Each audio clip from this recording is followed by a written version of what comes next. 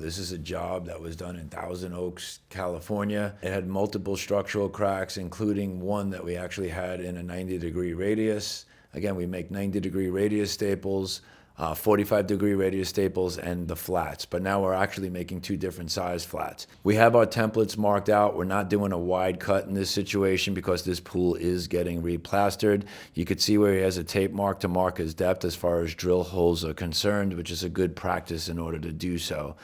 After he gets his holes drilled out on the flat, and now he's doing his actual cut, he already drilled it out. Now he's chipping it out and getting it ready to sink back in.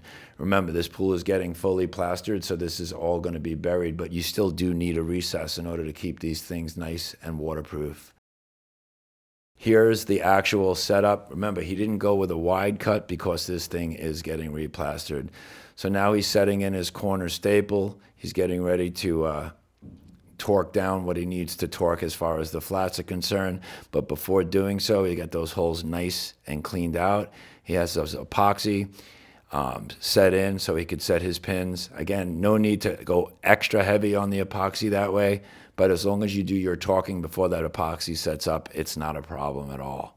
So now he's got his torque locks. He's going to get it set in, and now he's got time to work it, and he's going to torque it. But before he does, he's going to start filling a couple other holes. Remember, you have about 10-minute work time with the torque lock, as he has. So again, if you're going to do your epoxy that way, that's okay, but you got to make sure that you get that thing torqued before that epoxy sets up. So now you could see where they had old rebar. He's going to actually use his epoxy. He likes to fill that hole in. Some guys just want to use mortar mix. Some guys want to use hydraulic cement. He's got his bolts all set up for his corner.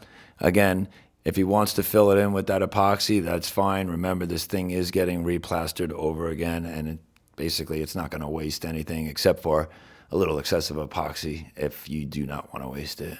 So now we're coming in with our torque wrench. Remember, we don't need crazy expensive torque wrenches. We use a Harbor Freight torque wrench that's under 25 bucks. Now with the Chinese tariffs, it's probably 50 bucks. Now we torque our stuff down to 22 pounds on a typical gunite or shotcrete pool.